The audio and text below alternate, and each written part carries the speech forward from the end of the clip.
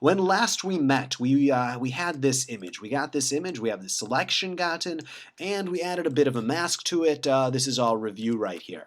All right, you go to brushes. Now, there's a couple of shortcut keys you need to know in order to really take advantage of masks. The first one is that in order to decrease the size of the brush, use the square bracket key. That's old hat by now. More important than that is let's say you have a couple of, I don't know, a few different colors for in the mask. Notice that when you have the mask selected, your colors are only in black and white.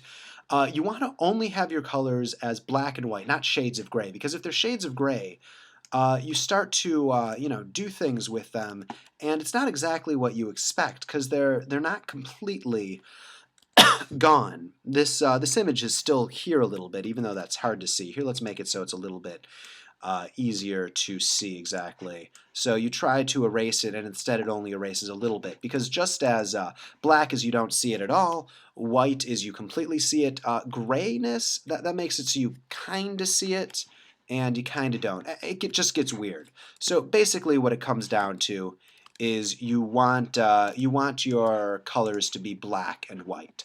So in order to do that, you hit D, and that sets your colors to the default colors. So D sets it to black and white. Then you just swipe on, and I rarely look at what my colors are. I just hit D, and I forget if I'm adding or subtracting because I'm aware that in order to swap the foreground and background color, all I need to do is hit X.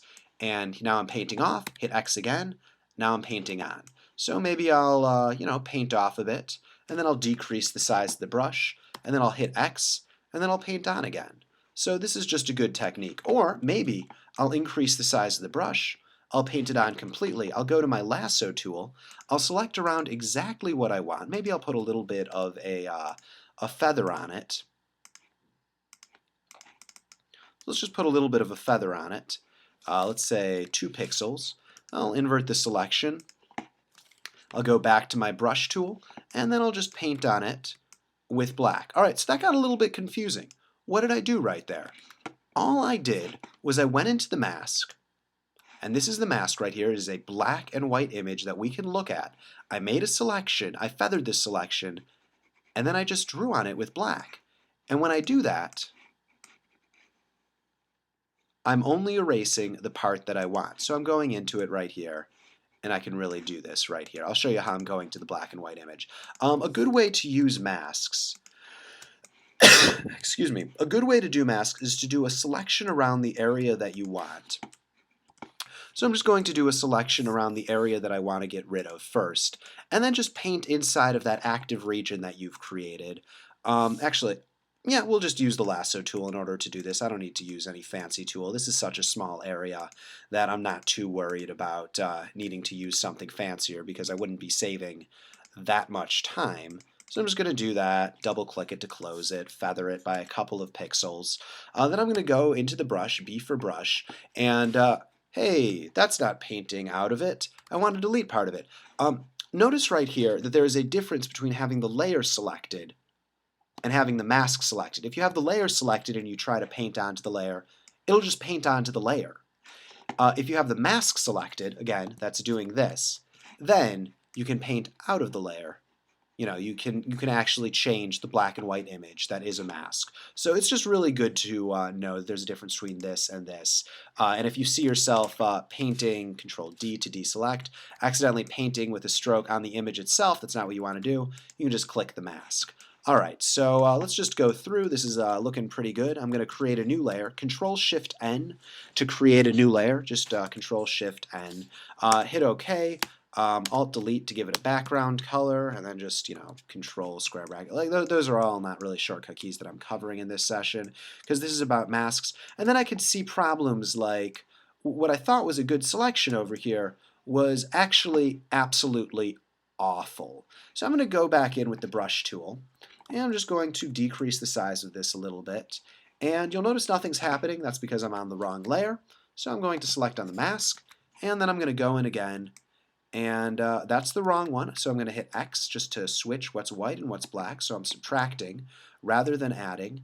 And I could always, right-click on this, and I like to keep a soft edge.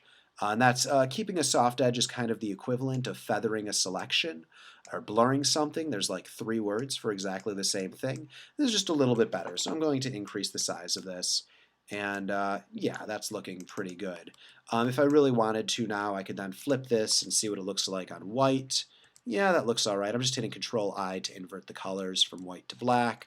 On the background layer, this is all looking pretty good. All right, but let's just do a couple of more options with the mask. So I'm going to click on the mask again, and then I'm going to go into Window Masks. I'm going to go to this, and now we have a couple of options. I can do things like decrease the density. And notice that decreasing the density inside of the mask is really just lightening the black, because if it's partially gray, you can see through it a little bit. If it's black, it's completely covered up. If it's white, you see it. If it's gray, well, you see through it a little bit. So that's just changing to the mask.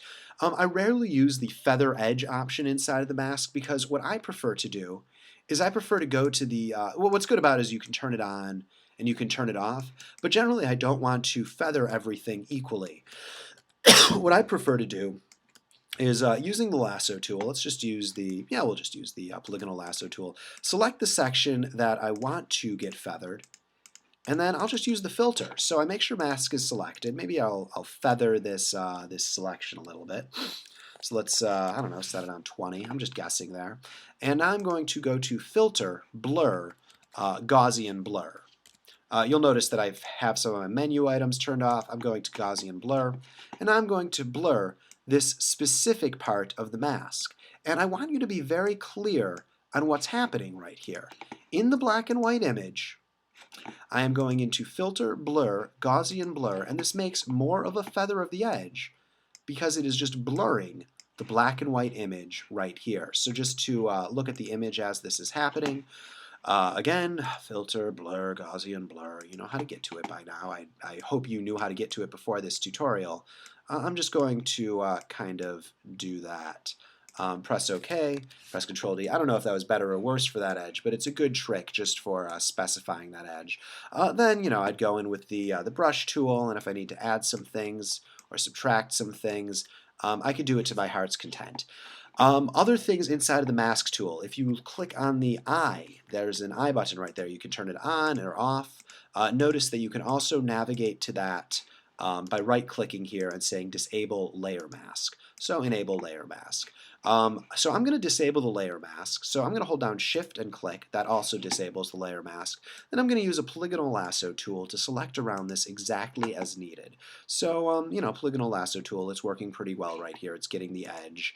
You know, I'm not going to do anything fancy. I'm just going to go in, and you'll notice that the mask is turned off so I can see the entire object. So we're just going to do it like that. I'm going to go into Refine Edge. Notice, yeah, don't notice anything. This is fine. I'm going to set everything to 0. Show original. You know what? I actually like this edge. I'm just going to say OK to this. So we have a selection. Now I'm going to turn the mask back on. So Shift click to turn the mask back on. And now what I'm going to do is I'm going to fill this in. So just by hitting B, I'm going to fill this in. I'm going to press Control H so I don't see it. And I'm just going to fill it in there. Now I'm going to hit Control D to deselect. I'm going to invert the background, and now I'm looking at it on black. I can really see what I did right here. Another thing is I'm going to, again, unclick this. I'm going to go into my lasso tool, and I'm just going to get this selection here exactly how I want it. Excuse me. All right, I'm going to feather the edge by, let's say, you know, a pixel, something like that. I'm going to click the mask to turn it back on. And now instead of using the brush tool to brush this back in, I'm just going to hit Alt-Delete. And that will just fill in the entire active region with a given color. And by a given color, I mean the background color. I always mix up Alt-Delete and Control-Delete. I believe Control-Delete will fill it with the foreground color, and Alt-Delete will fill it with the background color. Notice that if I accidentally do a stroke in the wrong way, I just hit Control-Z, and that will take me back a step. That will just undo what's done right there. So I could keep going through. Any other mask tricks I want to give you. If you have mask selected, you can go back into Refine Edge by clicking on Mask Edge. And I will just give you the Refine Edge commands. So, you know, you can play with it as you want. Like its refine edge, you can invert the mask, not something we really want to do in this case. That is not particularly helpful, although we can see exactly the information that we're losing when we do that. And you'll notice that it's just inverting what's black and what's white in the mask. And if we want to delete the mask, we can always hit this delete button right here, or if we want to commit the mask, we can right-click on the mask and hit Apply Layer Mask. All right, I'm going to look at the time. That really got through everything I wanted to say. We're 10 minutes in. That seems like a good length for a tutorial. There are a couple of more advanced options I want to show you, but yeah, that's good. I'm happy with that. We learned a lot. I'm happy. You're happy. This has been Jeremy Schuback with the Photoshop Expert Series. If you liked what